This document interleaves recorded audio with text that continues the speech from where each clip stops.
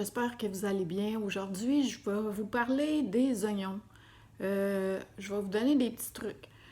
Exemple, vous avez des oignons comme ça qui ont commencé à germer. Vous savez pas quoi faire avec. Vous voulez pas les utiliser parce qu'ils commencent à être mous. Au lieu de les jeter, conservez-les. On va les planter dans un contenant comme ça. Vous devez vérifier que votre oignon rentre bien dans le contenant. Il n'y a pas besoin d'être vraiment profond, très profond, parce que ça ne fait pas beaucoup de racines. Juste que votre oignon soit couvert complètement. Ensuite de ça, vérifiez qu'il y a des trous de drainage en dessous de votre contenant. Si vous n'en avez pas, vous pouvez en faire avec des clous ou une petite drille. Faites quelques trous au fond de votre contenant. Par la suite, on vient ajouter un peu de terre au fond de notre contenant. Juste un fond. On vient disposer nos oignons.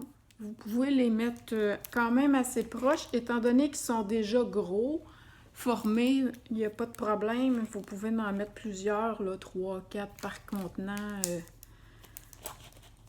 L'important, c'est qu'ils soient juste assez profonds pour couvrir vos oignons. Bon, donc, on fait ça comme ça. Je vais vous montrer ça après. Là, je vais en mettre plusieurs.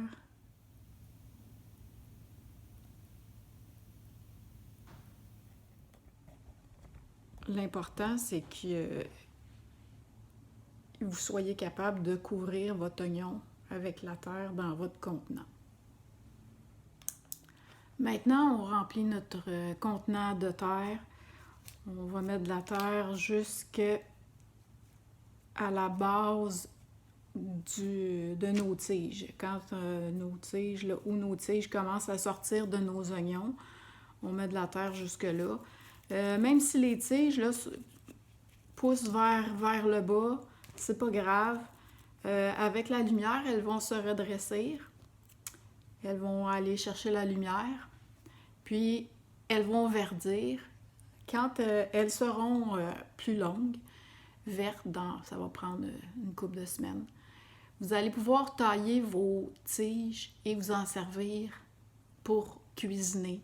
Vous ne pourrez pas utiliser l'oignon comme tel parce qu'il est déjà là, mais vous pouvez utiliser la tige de façon indéfinie. Ça va pousser continuellement. Donc, à place des échalotes, à place de l'oignon, vous pouvez utiliser ça partout où vous utilisez de l'oignon ou, exemple, du poireau, de l'échalote, peu importe. Là.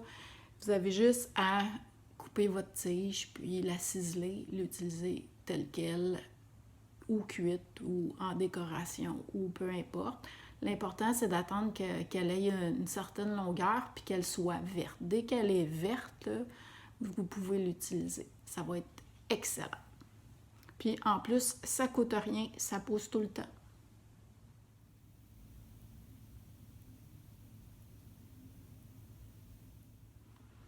Donc, je viens de vous montrer ce que ça a l'air, ma petite plantation d'oignons. Maintenant, il ne reste qu'à l'arroser, à attendre un peu et on se revoit dans une couple de semaines pour voir le résultat. Je vais en profiter en même temps pour transplanter la coriandre que j'ai semée il y a quelques semaines, qui maintenant a de l'air des grands fouettes tout écrasé. Fait que on va faire ça en même temps. Ben, là, je vais faire ça là. Fait que c'est assez simple. Je sais qu'il y a beaucoup de gens qui, rendus à cette étape-là, ils ont peur de briser les plants. Mais c'est très résistant. C'est pas compliqué, là. On verse le contenant à l'envers. Ça sort tout d'une motte. Vous voyez, là, on défait la motte de terre. On se fait des beaux petits paquets comme ça, là. 2, 3. L'important, c'est juste d'être délicat avec les racines. On fait attention à nos petites racines, puis c'est tout. Puis encore là, c'est le même principe. On prend un contenant, évidemment, avec des trous au fond, qu'ils soient en terre cuite ou en plastique. Ça n'a pas d'importance. Des contenants de récup, ça peut être des plats de yogourt. L'important, c'est qu'il y ait des trous au fond pour le drainage de l'eau. On met un peu de terre au fond. On fait un petit trou. On se prend une petite grappe. On met ça dedans, dans le petit trou. Et voilà.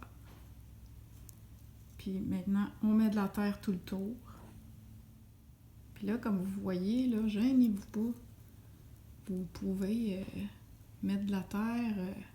Tu sais, vous voyez, là, c'est des grands fouettes. Vous pouvez monter la terre pratiquement jusqu'en haut des feuilles. Presque jusqu'aux feuilles. On presse un petit peu. Quand on a terminé, on arrose. Puis on attend le résultat.